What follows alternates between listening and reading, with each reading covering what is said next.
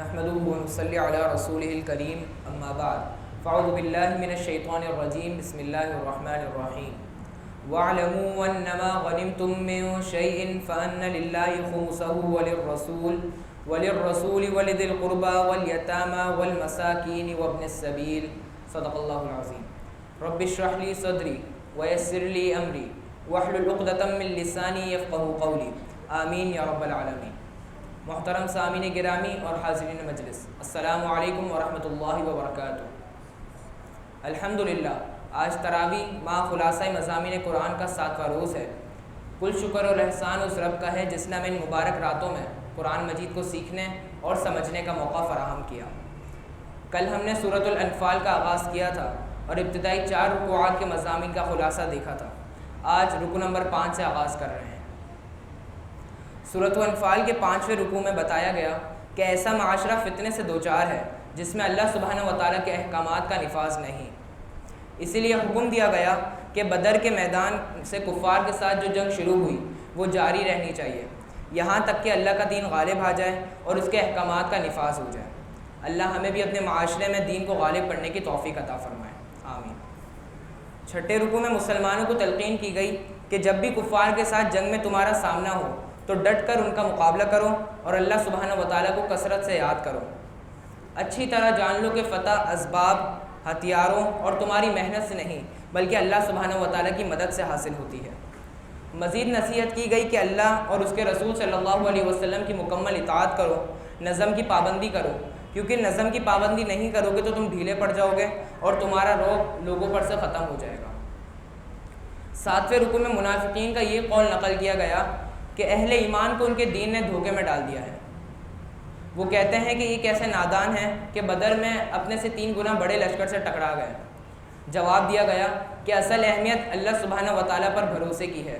اہل ایمان نے اللہ سبحانہ و تعالیٰ پر بھروسہ کیا، اللہ نے ان کی مدد کی اور انہیں شاندار فتح سے نوازا۔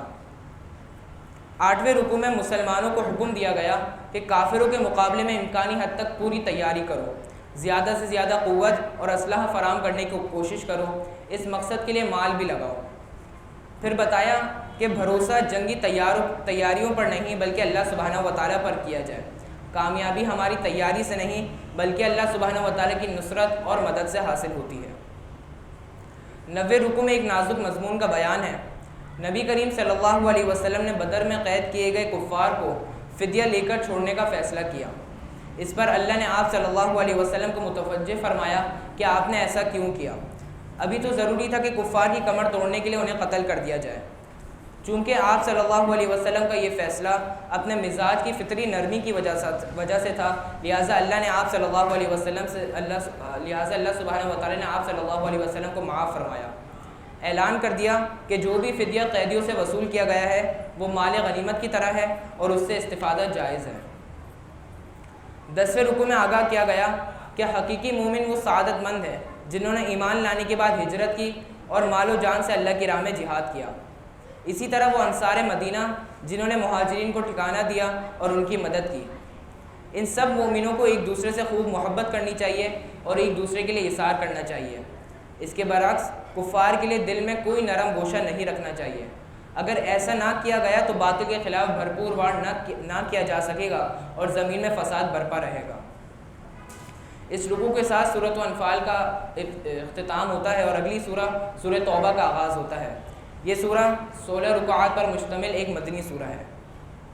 سورہ توبہ کے پہلے رکوع میں آگاہ کیا گیا کہ مشرکین عرب پر رسول اللہ صلی اللہ علیہ وسلم نے حجت پوری کر دی ہے، ان کے درمیان رہ کر ایک اعلیٰ سیرت و کردار کا نقشہ پیش کیا، ان کی زبان میں تبلیغ کی۔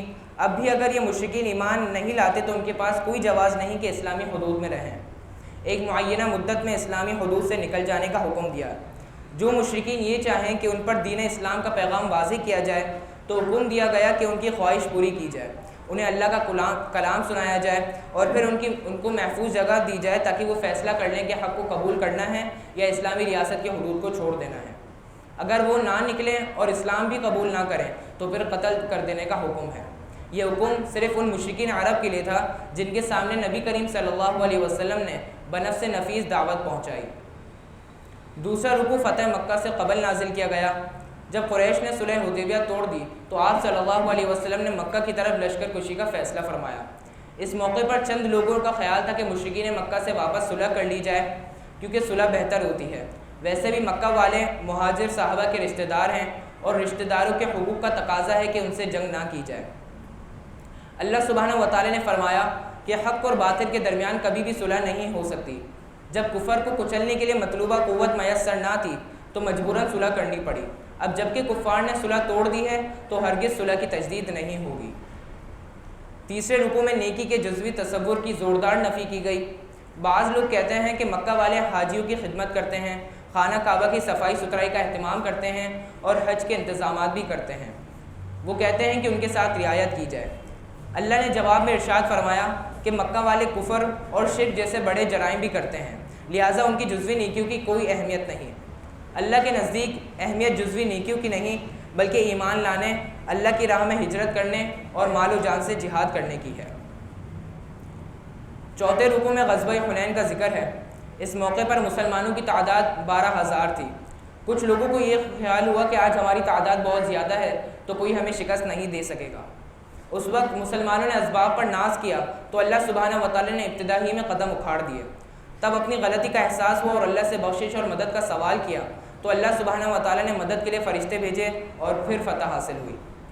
اس رکوع میں مزید فرمایا کہ مشرکین نجس ہیں، ان کو حدود حرم میں داخل ہونے کی اجازت مت دو۔ اگر تمہیں مالی تنگ دستی کا اندیشہ ہے تو اللہ عنقریب تمہیں غنی فرما دے گا۔ مزید فرمایا کہ اہل کتاب سے بھی جنگ کرو، یہاں تک کہ وہ چھوٹا بن کر رہنے اور اپنے ہاتھ سے جزیہ دینے کو قبول کر لیں۔ یہ ہے اسلامی ریاست میں کفار کی حیثیت۔ پانچویں رکوع میں آگاہ کیا گیا کہ نبی اکرم صلی اللہ علیہ وسلم کا مقصد تھا دنیا میں ظلم و استحصال کا خاتمہ اور عدل کا قیام۔ اللہ ہمیں بھی اسی مقصد کو اختیار کرنے کی توفیق عطا فرمائے، آمین۔ اس رکوع میں مزید فرمایا کہ دنیا میں کثرت ایسے علماء سو اور دنیا دار صوفیوں کی ہوتی ہے جو ناحق لوگوں کا مال کھاتے ہیں اور اللہ کی راہ سے روکتے ہیں۔ اللہ ہمیں ان کے شر سے محفوظ فرمائے اور علماء حق کے ساتھ وابستہ رہنے کی توفیق عطا فرمائے، آمین۔ چھٹے رکوع میں غزوہ تبوک کا تذکرہ شروع ہوتا ہے۔ یہ مشکل ترین غزوہ تھا۔ وقت کی سپر پاور سلطنت روم سے ٹکراؤ تھا جس کی فوج لاکھوں کی تعداد میں تھی۔ سفر تقریباً 600 میل طویل تھا۔ گرمی پوری شدت پر تھی۔ سواریوں اور خوراک کی قلت کا سامنا تھا۔ اس موقع پر منافقین کے نفاق کا پردہ بالکل ہی چاک ہو گیا۔ وہ راہ حق میں نکلنے سے گریز کرنے لگے۔ اللہ نے حکم دیا کہ راہ حق میں نکلو، یہی تمہارے لیے بہتر ہے۔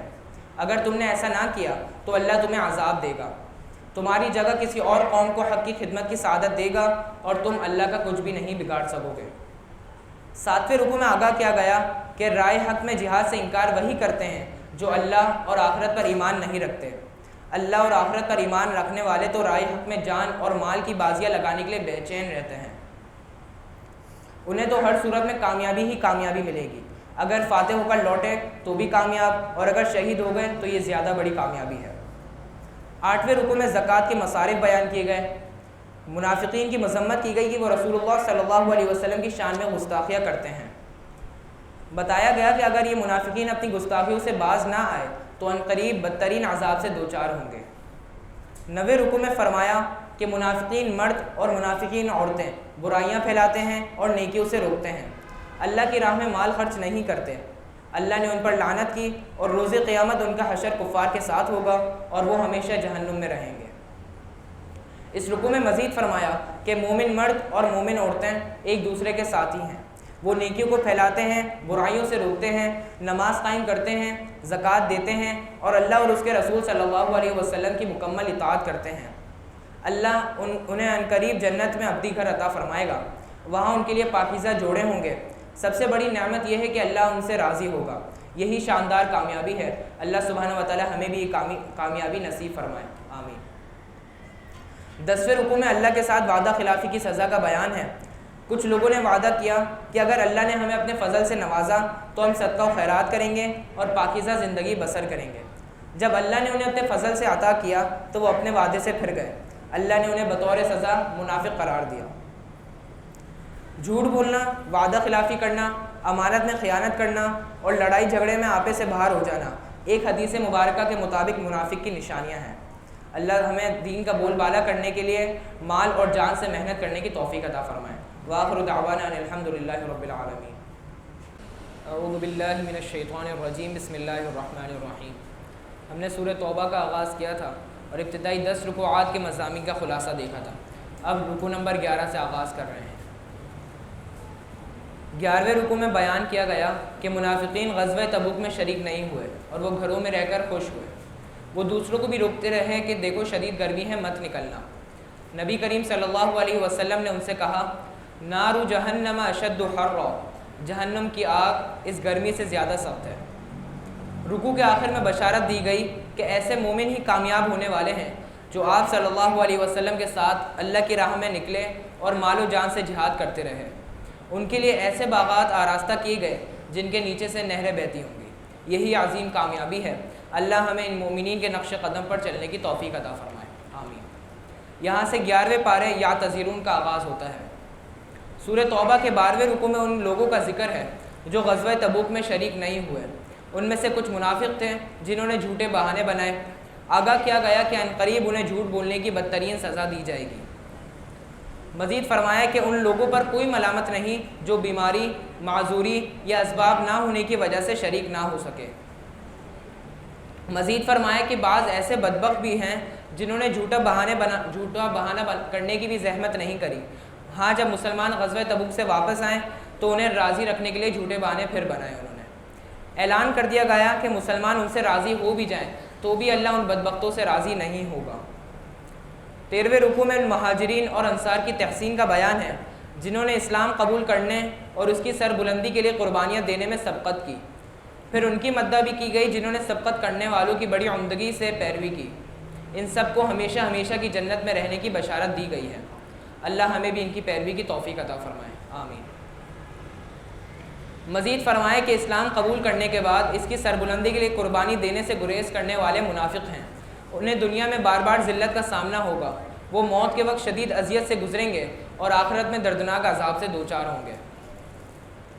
ایسے لوگ جنہوں نے کچھ نیکیاں بھی کی ہیں اور کچھ برائیاں بھی، انہیں امید دلائی گئی کہ اگر وہ آئندہ کے لیے اصلاح کر لیں اور اللہ کی راہ میں صدقہ و خیرات کریں تو اللہ انہیں معاف فرما دے گا۔ مزید فرمایا کہ 3 افراد ایسے تھے جو غزوہ تبوک میں شریک نہیں ہوئے لیکن وہ سچے مومن تھے۔ انہوں نے رسول صلی اللہ علیہ وسلم کے پاس آ کر اپنی غلطی کا اعتراف کر لیا۔ اللہ نے ان کے لیے بخشش یا سزا کا فیصلہ مؤخر فرما دیا۔ اس رکوع میں منافقین کی تعمیر کردہ نام نہاد مسجد زرار کا بھی تذکرہ ہے جو ایک دشمن رسول عیسائی راہب ابو عامر کے ٹھکانے کے لیے بنائی گئی تھی۔ ابو عامر اس نام نہاد مسجد کو اسلام دشمن سرگرمیوں کا مرکز بنانا چاہتا تھا۔ رسول صلی اللہ علیہ وسلم کو اس نام نہاد مسجد میں نماز ادا کرنے سے روک دیا گیا۔ آپ صلی اللہ علیہ وسلم کو اس نام نہاد مسجد کے قریب واقع مسجد قباء میں نماز ادا کرنے کی تلقین کی گئی۔ 14ویں رکوع میں ارشاد ہوا کہ اللہ نے مومنوں سے ان کی جان اور مال جنت کے بدلے میں خرید لیے ہیں۔ وہ اللہ کی راہ میں جنگ کرتے ہیں، کافروں کو قتل کرتے ہیں اور خود بھی مارے جاتے ہیں۔ گویا کلمہ پڑھنا اللہ سے ایک عہد کرنا ہے۔ اس عہد کا تقاضا ہے کہ ہم اللہ کے دین کے لیے اتنی جد و جہد کریں کہ باطل سے ٹکرانے کا مرحلہ آ جائے۔ اللہ ہمیں اس ٹکراؤ میں ثابت قدم رہنے کی توفیق عطا فرمائے، آمین۔ اس رکوع میں ان مہاجرین اور انصاری صحابہ کی مدح کی گئی جنہوں نے غزوہ تبوک کی مشکل گھڑیوں میں نبی پاک صلی اللہ علیہ وسلم کا بھرپور ساتھ دیا۔ مزید فرمایا کہ ان 3 صحابہ کو بھی بخش دیا گیا جن کا فیصلہ مؤخر کر دیا گیا تھا۔ انہوں نے اللہ اور اس کے رسول صلی اللہ علیہ وسلم کے ساتھ وفاداری کا حق ادا کر دیا۔ ان کا 50 روز تک بائیکاٹ کیا گیا لیکن وہ اللہ اور اس کے رسول صلی اللہ علیہ وسلم کے ساتھ محبت کرتے رہے، باقاعدگی سے نماز ادا کرتے رہے اور دین اسلام کے ساتھ چمٹے رہے۔ اللہ نے ان کی توبہ قبول فرما لی۔ 15ویں رکوع میں مومنوں کو ہدایت دی گئی کہ وہ اللہ کی نافرمانی سے بچیں اور اس کے لیے نیک لوگوں کا ساتھ اختیار کریں۔ اللہ کی راہ میں اٹھائے ہوئے ہر قدم، برداشت کی گئی ہر تکلیف اور پیش کیے گئے ہر صدقے پر بہترین اجر دیا جائے گا۔ 16ویں رکوع میں مومنوں کو ہدایت دی گئی کہ وہ اپنے علاقوں میں دین اسلام کے غلبے کے بعد اب اس عادلانہ نظام کو اطراف کے علاقوں میں بھی قائم کریں تاکہ باقی لوگ بھی اس کی برکات سے مستفید ہو سکیں۔ اس کے بعد افسوس کیا گیا کہ جب کوئی بھی سورہ نازل ہوتی تو منافقین تنزن پوچھتے کہ بتاؤ اس سورہ سے کس مومن کو فائدہ ہوا۔ فرمایا کہ جو سچے مومن ہیں ان کے ایمان میں اضافہ ہوتا رہا، البتہ جن کے دلوں میں دنیا کی محبت ہے ان کی خباثت میں مزید اضافہ ہوا۔ آخری آیات میں مسلمانوں کو آگاہ کیا گیا کہ رسول صلی اللہ علیہ وسلم تم سے انتہائی محبت کرنے والے اور تمہارے لیے ہر خیر کے طلبگار ہیں۔ حضور صلی اللہ علیہ وسلم کی ہر دعوت پر لبیک کہنے کا حکم دیا گیا۔ اس رکوع کے ساتھ سورہ توبہ کا اختتام ہوتا ہے اور سورہ یونس کا آغاز ہوتا ہے۔ یہ 11 رکوعات پر مشتمل ایک مکی سورہ ہے۔ سورہ یونس کے پہلے رکوع میں اللہ کی بے مثال قدرتوں کا بیان ہے۔ اللہ نے 6 دنوں میں زمین و آسمان بنائے، سورج اور چاند تخلیق کیے اور رات اور دن کا نظام بنایا۔ وہی ہے جو پوری کائنات کے معاملات کی تدبیر کر رہا ہے۔ جو لوگ قدرت کے ان مظاہر پر غور کر کے ایمان لاتے ہیں وہ جنت میں ہوں گے، اور جو بد نصیب دنیا کے حسن میں کھو کر غافل ہو جاتے ہیں وہ جہنم کا نوالہ بنیں گے۔ دوسرے رکوع میں کفار کی طرف سے رسول صلی اللہ علیہ وسلم سے اس مطالبے کا ذکر ہے کہ قرآن کو بدل ڈالیے، کوئی اور قرآن لے آئیے جو ہمارے لیے قابل قبول ہو۔ رسول صلی اللہ علیہ وسلم سے کہا گیا کہ کفار کو بتا دیں کہ یہ میرا کلام نہیں ہے کہ میں اسے بدل ڈالوں، یہ اللہ سبحانہ و تعالیٰ کا کلام ہے۔ تم اللہ کے کلام کا انکار کر رہے ہو اور ساتھ ہی دعویٰ کرتے ہو کہ تمہارے خود ساختہ معبود اللہ کے ہاں تمہارے حق میں شفاعت کریں گے، بلکہ اللہ کے سوا کوئی معبود نہیں، اور یہ تمام خود ساختہ معبود تصوراتی اور باطل اور بے بنیاد ہیں۔ تیسرے رکوع میں بیان کیا گیا کہ اللہ جب انسان کو اپنی رحمت سے نوازتا ہے تو وہ عیش میں یاد خدا سے غافل ہو جاتا ہے، البتہ جب کوئی تکلیف آتی ہے تو خوب اللہ کو یاد کرتا ہے۔ جب کشتیاں سکون سے چل رہی ہوتی ہیں تو لوگ ان میں عیاشیاں کر رہے ہوتے ہیں، پھر جب کوئی طوفان آ جائے اور کشتی ڈوبنے لگے تو وہ گڑ گڑا کر اللہ کو پکارتے ہیں اور وعدہ کرتے ہیں کہ اگر اس مصیبت سے بچ گئے تو دوبارہ اللہ کی نافرمانیاں نہیں کریں گے۔ جیسے ہی اللہ بحفاظت خشکی پر لے آتا ہے تو وہ اپنے عہد کو توڑ دیتے ہیں۔ ان قریب انہیں اس بد عہدی کی سزا مل کر رہے گی۔